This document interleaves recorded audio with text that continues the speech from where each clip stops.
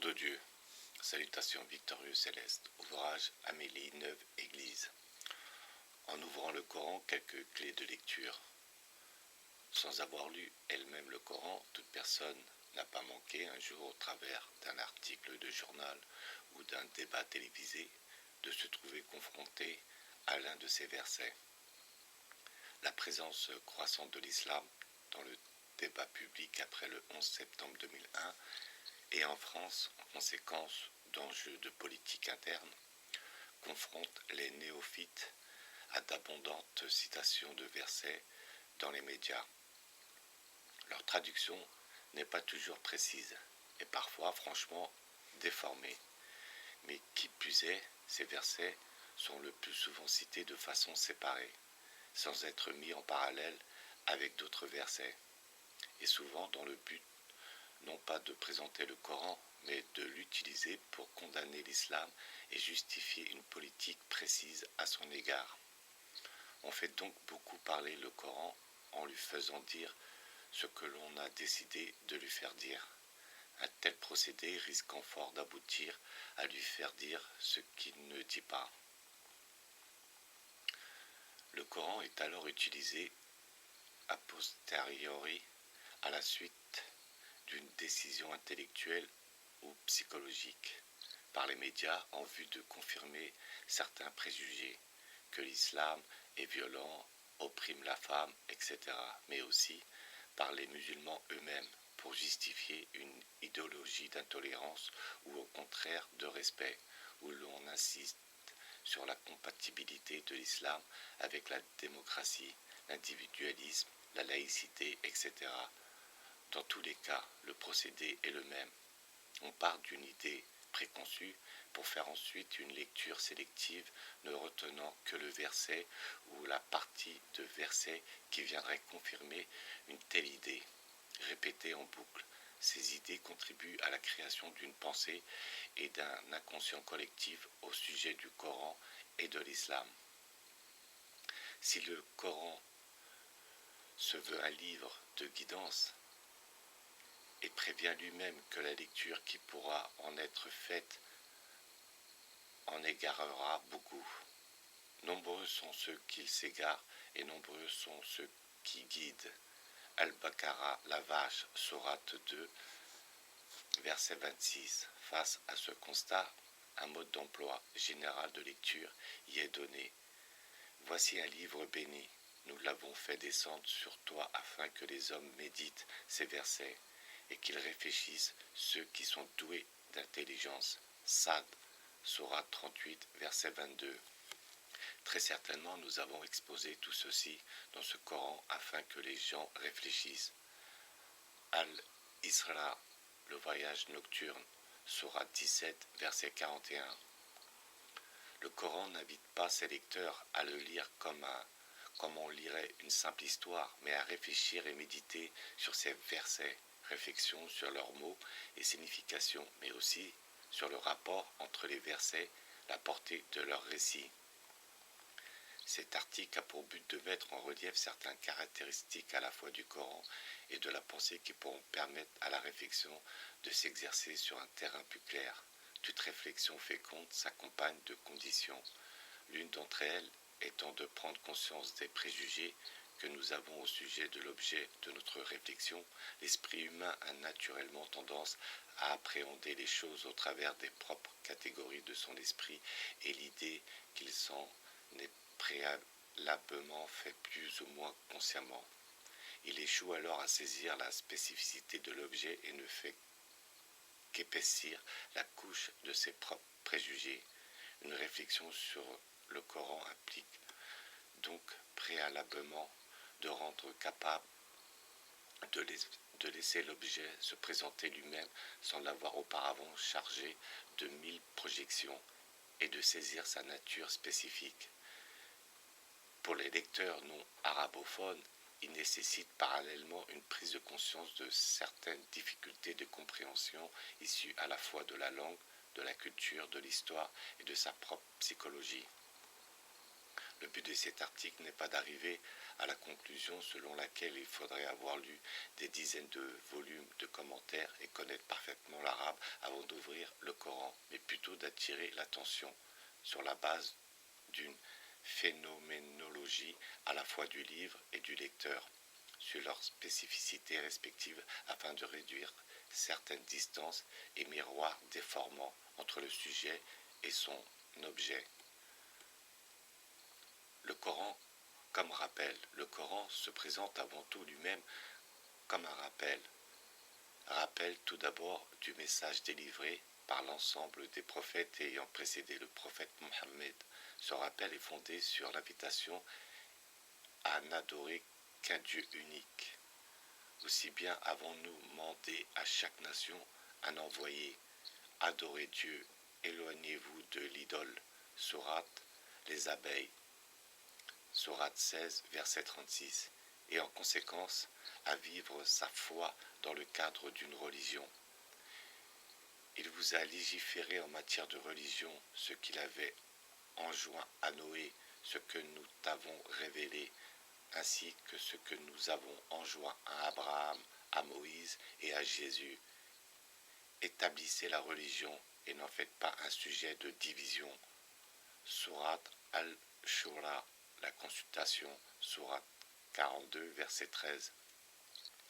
Si elle est un rappel des révélations précédentes, le Coran est avant tout un rappel adressé à chaque personne, rappel de son origine, de sa vérité profonde et de ce qu'à quoi elle est destinée. Et certes, nous avons fait le Coran aisé pour que l'on se rappelle. Y aura-t-il alors quelqu'un qui se rappelle? Al-Qamar, la lune, sourate 54, verset 17. Le lecteur ne doit donc pas d'abord rechercher dans le Coran d'obscurs mystères ésotériques, mais avant tout un rappel du sens de la création et de sa propre existence. Ce rappel menant l'homme à une véritable connaissance de lui-même, connaissance inséparable de celle de Dieu qui t'a façonné à son image, et en lui insufflant son esprit. Ouvrir le Coran implique donc d'avoir à l'esprit cette dimension du ressouvenir et de la connaissance de soi qu'il vise à produire chez le lecteur. L'universalité du Coran. Le Coran n'est donc ni un roman, ni un livre d'histoire, ni un ouvrage scientifique, ni un mélange de genres, mais un livre à la vocation universelle dont le but est de guider l'homme, quelle que soit l'époque à laquelle il vit et la culture à laquelle il appartient. À cette aune, l'ensemble de son contenu, y compris les histoires des prophètes et les événements passés qui y sont rapportés, contiennent un message qui s'adresse à chacun. Un verset au sujet de la rencontre entre Moïse et Pharaon ne doit pas être perçu comme un fait du passé n'ayant rien à voir avec le présent, mais doit conduire son lecteur à se demander « Que veut-on me dire personnellement à moi, aujourd'hui, au travers de cette histoire ?» Lire le Coran implique donc d'avoir un état d'esprit universalisant. Les événements passés qui y sont rapportés ne doivent donc pas être circonscrits à une époque et une culture particulière. Par exemple, la Mecque et Médine du VIe siècle, mais être considérés comme autant d'occasions d'enseigner des principes spirituels et d'éduquer l'homme. Le verset enjoint les croyants à ne pas s'adresser aux prophètes en haussant la voix, invite l'ensemble des croyants à se parler de façon douce et respectueuse. L'enseignement de Luqman à son fils, l'incitant à respecter ses parents, s'adresse à l'ensemble des croyants, tandis que l'histoire de Moïse et de Kerz invite chaque croyant à faire preuve d'humilité face à la sagesse cachée des plans et décrets divins. L'ensemble des récits du Coran sont les supports d'un enseignement à la portée universelle dans le but d'une réforme de soi. Pour cette raison, il faut lire ce texte non pas comme un livre d'histoire dans lequel on chercherait la trace d'événements du passé, mais comme un livre d'humanité dans lequel l'histoire elle-même n'a de valeur que dans la mesure où elle permet de former l'homme d'aujourd'hui et de demain.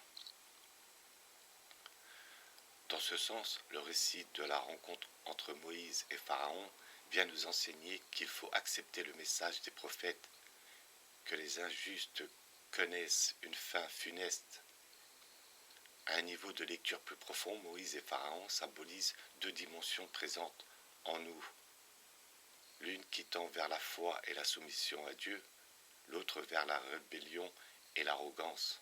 Pharaon n'est que l'incarnation de la voix de notre âme qui nous insiste à rejeter la croyance en ce qui n'est pas visible et à nous croire autosuffisants.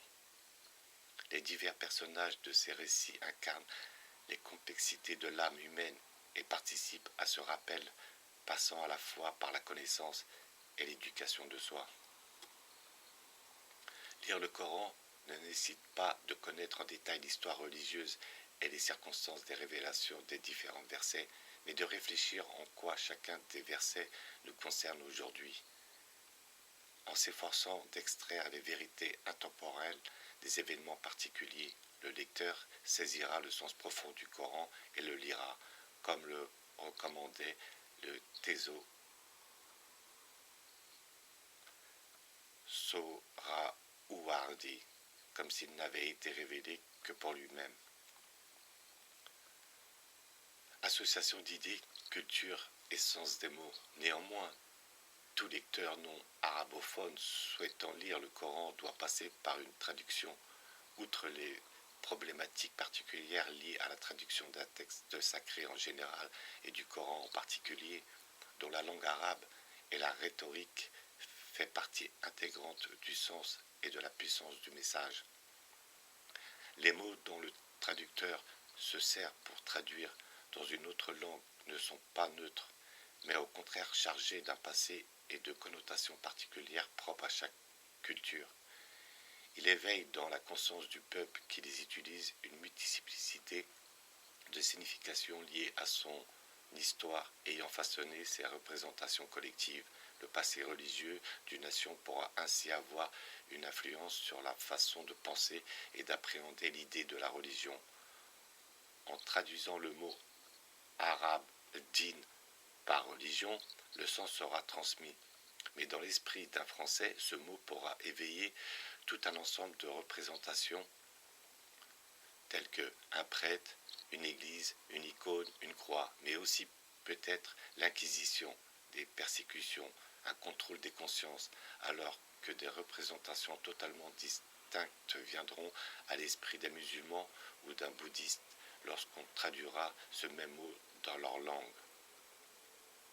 Il n'est pas ici question de défendre l'idée d'un relativisme linguistique sur la base duquel chaque mot prendrait un sens différent dans chaque culture, ce qui rendrait toute communication impossible, mais plutôt de souligner l'existence de certaines connotations et associations d'idées qui font automatiquement naître un mot dans l'esprit d'une personne lorsqu'on le prononce et qui constitue un filtre à travers lequel elle comprendra cette idée.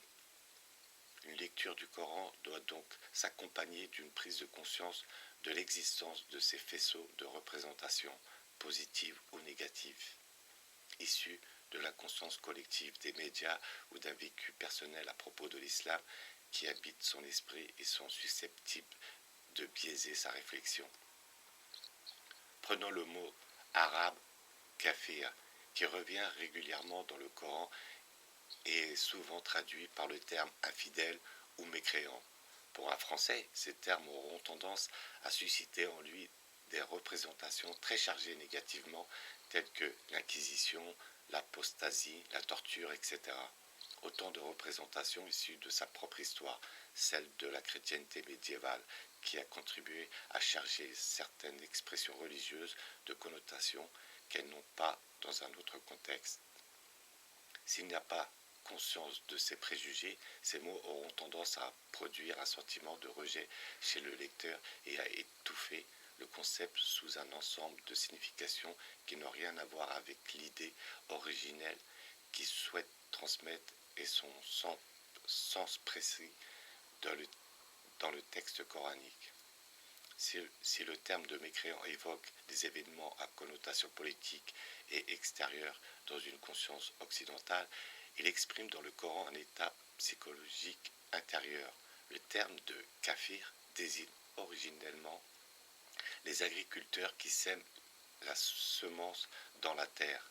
Par extension de kafir fait référence à toute personne qui enfuit la semence de la foi et refuse de connaître la vérité et l'essence réelle de son propre être. C'est donc avant tout une affaire entre l'homme et lui-même. Cette idée ne peut se comprendre que si elle est mise en rapport avec l'anthropologie coranique selon laquelle, dans la prééternité, Dieu s'est révélé à l'homme comme étant son créateur, imprimant ainsi la foi dans sa nature originelle. Et quand ton Seigneur tira une descendance des reins des fils d'Adam et les fit témoigner sur eux-mêmes, ne suis-je pas votre Seigneur? Ils répondirent, mais si, nous en témoignons afin que vous ne disiez point au jour de la résurrection, vraiment, nous n'y avons pas fait attention. Al-Araf, Sourate 7, verset 172. Selon le Coran, l'homme porte en lui l'Esprit de Dieu, et c'est en son être le plus intime qu'il est lié à un créateur. Sur cette base, être kafir désigne non pas un anathème dogmatique disqualifiant quelqu'un sur le plan religieux et social, mais la réalité intime et psychologique de tout être qui se voile la face et refuse de reconnaître la vérité qu'il détient en lui. De même, le terme de fisc, souvent traduit en français par perversité et fessique par pervers, éveille tout un lot d'idées négatives dans l'esprit du lecteur, dont l'idée de pervers sexuel à laquelle ce mot est souvent associé. Or, la racine du mot fisc en arabe a un sens bien distinct de ses connotations qui s'enracinent dans la vision de l'homme que nous venons d'évoquer. Fisc désigne originalement la sortie du noyau de l'intérieur de la date fraîche, par extension, et fait référence à toute personne qui se déprend du vêtement de l'obéissance à Dieu et quitte la voie de son propre perfectionnement. Tout comme en sortant la date, le noyau s'éloigne de son enveloppe sucrée et de ce qui fait sa saveur. De par leurs actes, le fascique gâche et rejette loin d'eux ce qui fait la valeur de leur être. Certains mots arabes non traduits sont loin d'échapper à ce problème. Retranscrits tels quels en français, ils sont associés à tout un faisceau de concepts et d'idées propres au contexte culturel d'un pays ou à l'idéologie du moment, qui les étouffe et empêche de saisir leur signification originale. Dans le texte, le mot sharia en est un exemple typique. À peine lu ou prononcé, des images de religieux barbus, sévères, de femmes voilées, maltraitées, de châtiments corporels, d'absence de liberté sous toutes ses formes, ont tendance à venir à l'esprit. Or, en arabe, sharia vient du verbe sha'raha, dont l'étymologie signifie le fait d'avoir accès à l'eau, à une source. Dans la langue commune, sharia désigne un chemin conduisant à une rivière. Shehri ayant ensuite pris le sens général de rue, en arabe, par extension et employé dans un contexte religieux, sharia désigne également la route éclairée qui mène à la source symbolisant la foi et la vie. Elle est donc pour celui qui l'emprunte le chemin sûr et exempt de danger vers la félicité. L'eau étant un moyen de purification, la charia désigne également la religion et ses préceptes spirituels dans le but de purifier à la fois le corps et l'esprit du croyant et de le préparer ainsi à sa rencontre avec Dieu. Chemin, eau, vie, sécurité. Nous sommes donc bien loin des connotations évoquées plus haut. Pour le Coran et pour le musulman, la charia et donc les règles édictées par Dieu ne sont pas une violence insupportable faite à la liberté individuelle, mais un moyen d'avancer et de se réaliser spirituellement. Comprendre la signification originale des mots implique donc aussi de prendre en compte la vision du monde et de l'homme proposé par le Coran et de ne pas l'évaluer à l'aune des critères de l'humanisme, de l'individualisme et du libéralisme, juger ce qui dépasse l'horizon de ce monde à l'aune de pensées qui ne dépassent pas le cadre du monde matériel n'aboutit qu'à manquer totalement son objet et à le réduire à ce qu'il n'est pas. Ce problème de réduction se retrouve également au niveau de la signification de certains mots arabes, transposés tels quels dans des langues étrangères. Ainsi, l'usage usuel du terme djihad le confine exclusivement à signifier un combat extérieur. Or, la dimension la plus importante du djihad, dont la racine JHD exprime l'idée de déployer un effort et le combat du croyant contre ses propres passions intérieures, sa colère, sa jalousie, son avarice. Si cette autre dimension, la plus importante du djihad, a été évoquée par le prophète Mohammed, elle est également présente dans le Coran. Et lutter, jahidou, pour Dieu avec tout l'effort qu'il mérite. Accomplissez donc la prière, salat, acquittez-vous de l'aumône, zakat, attachez-vous fortement à Dieu. Al-Hajj, le pèlerinage, sourate 22, verset 78. La lutte et le combat évoqués ici ne sont pas la guerre, mais l'effort dans la religion, dans l'adoration contre sa propre avarice, en donnant une partie de ses biens en aumône, etc. Un autre exemple est celui du terme même d'islam que l'on réduit souvent à un mot signifiant une simple soumission, elle-même associée avec les idées négatives de passivité, de contrainte, etc. Or, islam est un dérivé de la racine SLM qui contient les idées de paix, de sauvegarde et de protection. Le mot implique donc l'idée d'une démarche active et responsable de remise confiante de soi à Dieu, ou encore d'adhésion consciente et active à la paix, salam, de Dieu, bien loin de l'idée de soumission écrasante et passive qu'on lui attribue souvent. Par conséquent, outre le problème de la projection de représentation issue de la valeur distincte d'un mot lorsqu'il est traduit dans une autre langue, la traduction conduit également à effacer les sens multiples et connotations associées, cette fois, au mot originel arabe et à sa racine. Les exemples sont très nombreux, mais nous nous contenterons d'en évoquer deux autres. Al-Rahman et Al-Rahim désignent deux attributs de Dieu, abondamment cités dans le Coran exprimant l'idée, chacun avec une nuance particulière, que Dieu est miséricordieux. Ces termes sont dérivés de la racine R-H-M, d'où est également issu le mot Rahim, désignant la matrice, le lieu où l'enfant se développe dans le ventre de sa mère et où se crée entre eux un lien profond, formé à partir de la racine R-H-M. Le mot arabe miséricordieux comprend donc l'idée d'un lien de création et d'amour similaire à celui qui unit un père à ses enfants, de protection bienveillante et maternelle, etc. Cette richesse de signification associée disparaît totalement dans une traduction et appauvrit l'image de Dieu sous-entendue par ces termes et leurs racines. Le mot même d'Allah désignant Dieu est la contraction de Al-Illal, qui signifie le Dieu, la divinité, c'est-à-dire la seule et unique qui existe. Le mot même de Allah sous-entend l'unicité divine, l'idée qu'on ne retrouve pas dans le mot Dieu. Cependant, si l'on emploie ce terme tel que dans d'autres langues, il risque d'être compris par certains comme désignant exclusivement le Dieu des musulmans et de mener à un contresens plus grave. La première étape d'une réflexion sur le Coran doit donc s'accompagner d'humilité et d'un effort de compréhension des mots dans le cadre de la vision du monde au sein de laquelle ils prennent tout leur sens.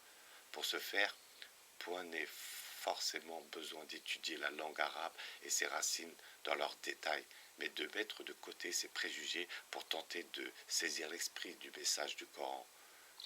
Comprendre et interpréter le Coran par le Coran.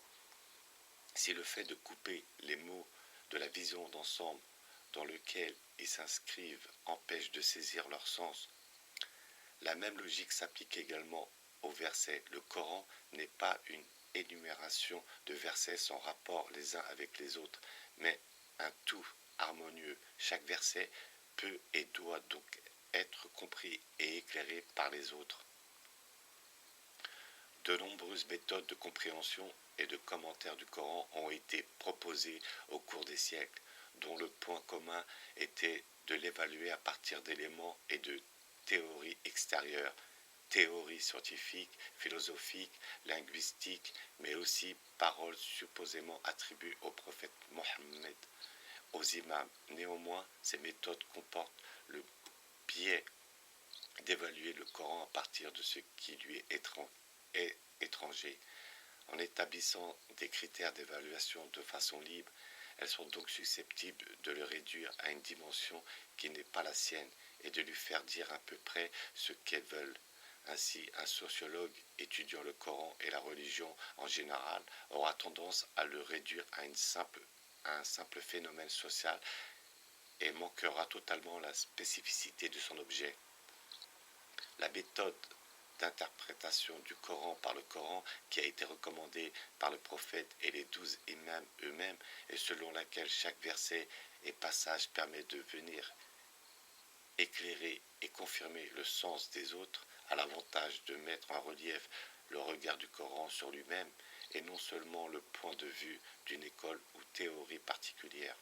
Cette méthode permet également de laisser le moins de place possible à la subjectivité qui a libre cours lorsqu'elle réfléchit sur un verset de façon isolée ou aux interprétations idéologisées basées sur des lectures sélectives.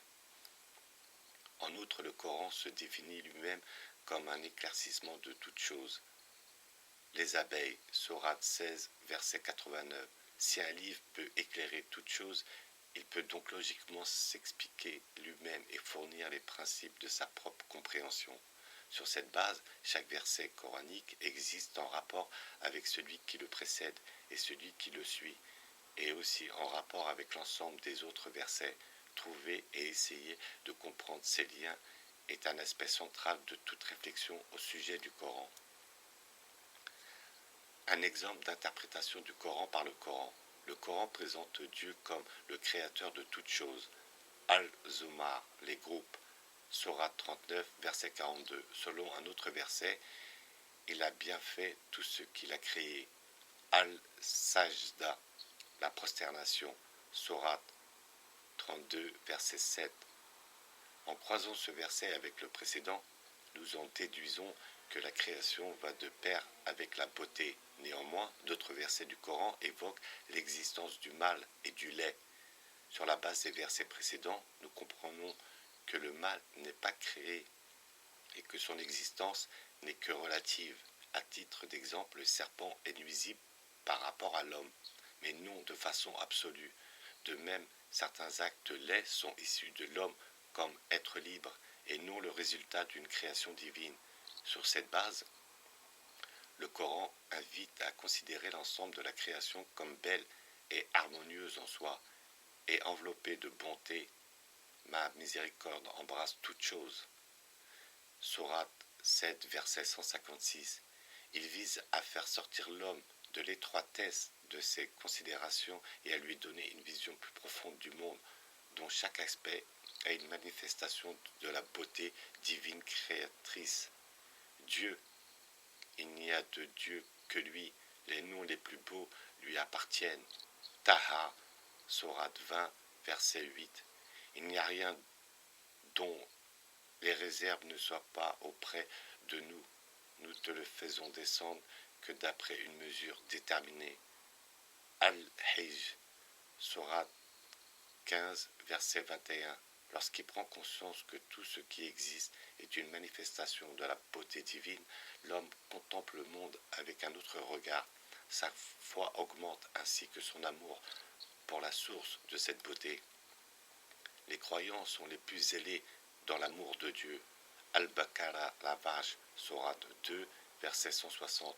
En dressant un tableau de la création basé sur l'omniprésence de la beauté et miséricorde divine, le Coran vise à donner un autre regard et à produire un bouleversement intérieur rappelant l'homme à la réalité profonde de ce monde et de son propre être. Ne pas restreindre le Coran à son sens littéral, la dimension ésotérique et ésotérique du Coran. Si le Coran doit se comprendre par le Coran, cette compréhension comporte elle-même différents degrés. Le message du Coran ne doit donc pas être réduit à son sens apparent. Cette idée y est exprimée par le terme de ta'wil, qui s'oppose à tanzil. Ta'wil est issu de la racine ahouallah, évoquant l'idée de reconduire une chose à son origine. Awal signifie premier, tandis que Tanzil exprime l'idée de descente, de révélation d'une chose. Le Ta'wil désigne donc la signification originelle, spirituelle et ésotérique d'un verset par opposition au Tanzil. Son sens littéral est évident. Nous le retrouvons dans plusieurs versets, dont celui-ci. Ils ont traité de mensonges ceux qui ne comprennent pas et sont dont le ta'wil ne leur est pas parvenu. Yunus, Jonas, Sourate 10, verset 39. Ta'wil et Tanzil ne sont cependant pas de réalités opposées, mais constituent un tout qui se complète. Ta'wil ne signifie pas contraire ou apparence, mais plutôt un approfondissement de l'apparence.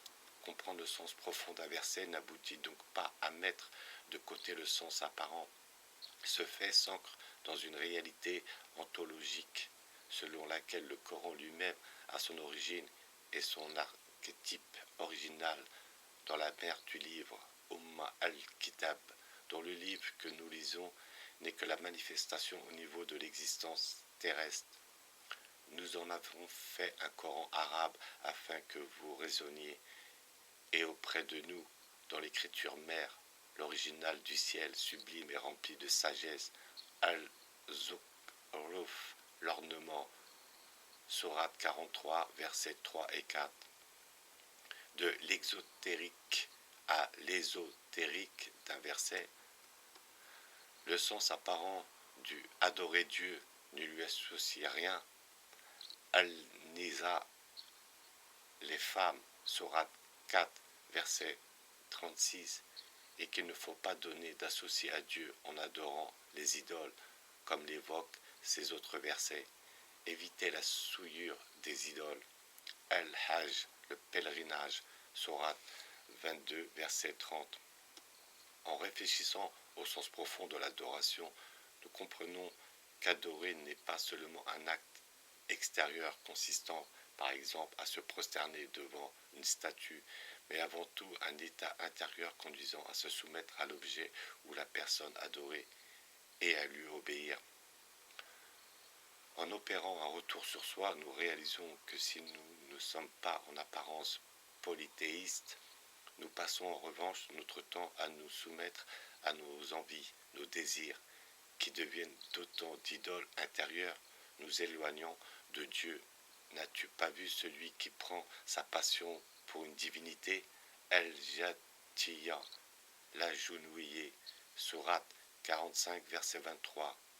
En revenant sur le premier verset, nous passons d'un sens apparent d'interdiction d'adorer un autre Dieu que Dieu à un sens plus profond qui implique de n'obéir et de ne prêter attention qu'à Dieu et à ne plus se soumettre à ses mille penchants et désirs. Ce verset comprend donc tout un programme de vie spirituelle consistant à ne pas se laisser distraire par ce qui est passager et à s'efforcer de concentrer toute son attention sur son Créateur. Cette adoration et ce rappel de Dieu est en lui-même au service du croyant, en lui permettant de réaliser son essence profonde. Le rappel profite aux croyants al-Zariyat qu'il éparpille. Sourate 51, verset 55. Ne soyez pas comme ceux qui ont oublié Dieu. Dieu leur a fait alors oublier leur propre personne. Al-Arsh, l'Exode, Sourate 59, verset 19. Car l'âme de l'homme est issue de l'Esprit de Dieu, qui est plus près de lui que sa veine jugulaire. Kahf, Sourate 50, verset 16. Oublier Dieu implique donc automatiquement d'oublier ce qui constitue la vérité profonde de son être. Nous comprenons